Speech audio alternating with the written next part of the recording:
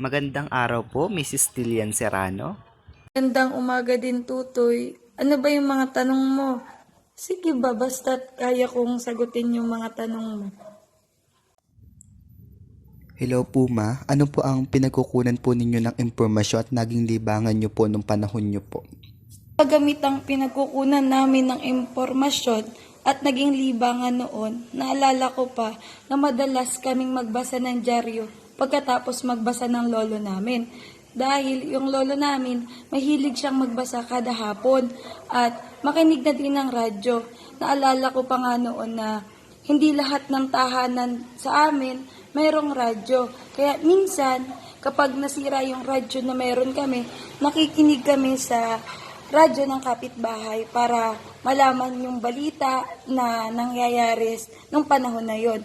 At naalala ko pa rin na yung dyaryo dati ay hindi ganun ka makukulay kagaya ngayon na parang itim at puti pa lang ang kulay ng dyaryo. At saka dati naalala ko ang radyo na meron kami ay yung may antena pa, yung parang may sungay. Ang pangalawa ko pong tanong ma ay, ano pong oras sa isang araw ginagamit ang karaniwang ito po?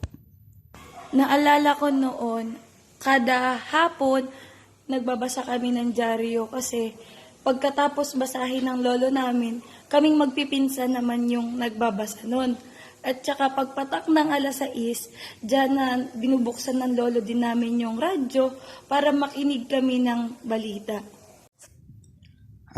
Ito po ang next kong tanong. Ano pong uri ng aliwan ang karaniwang ginagamit o pinapakinggan po o pinapanood po noong kapanahunan po ninyo?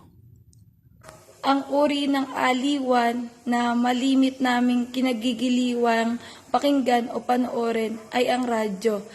Gaya ng sabi ko kanina na pagpatak ng 6:00, nakikinig na ng radyo ang lolo ko.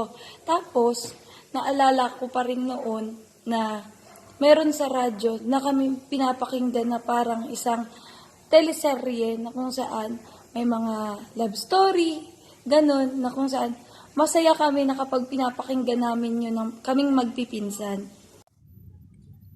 Maraming salamat po. Ang next na tanong ko naman po ay, ano pong pangyayari sa buhay nyo ang ginagawa itong tunghayan o gamitin nung kapanahunan nyo po?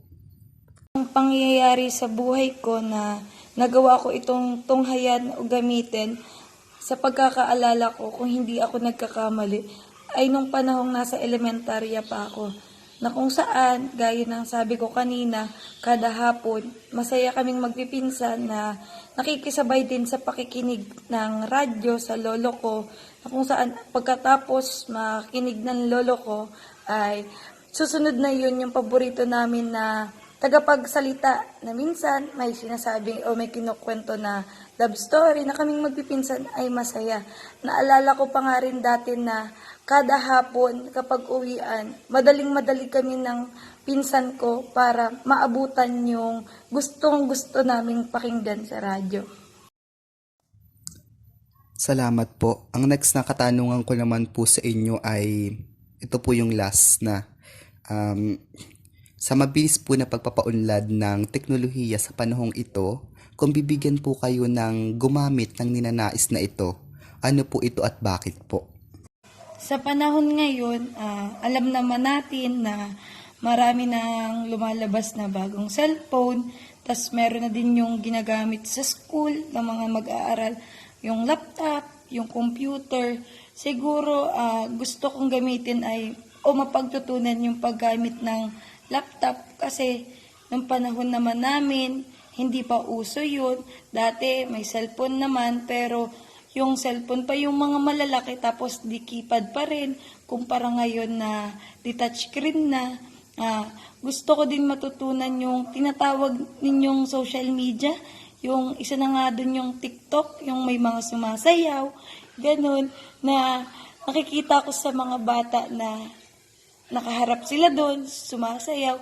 Parang gusto ko ding makasabay sa panahon na sa mga ginagawa ngayon ng mga kabataan para malaman kung ano ba yung naiidulot nito sa mga kabataan, kung ito ba ay mabuti ang naiidulot or masama.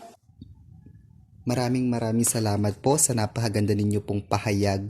Nawa po ay ito po ay magamit namin sa hinaharap at ito po ay mag-reflect po sa amin bilang isang kabataan po na alam po namin na yung kapanahunan po ninyo ay isa po talagang napakahirap na sitwasyon. Kumbaga po, kung ngayon po ay iba na po ngayon, mas madami na pong umusbong na teknolohiya tulad po ng mga Facebook, Twitter, Facebook, Instagram at kung ano-ano pa po na maaari pong may maganda at masama pong maidudulot sa ating pang-araw-araw na pamumuhay. Salamat po ulit, Ma.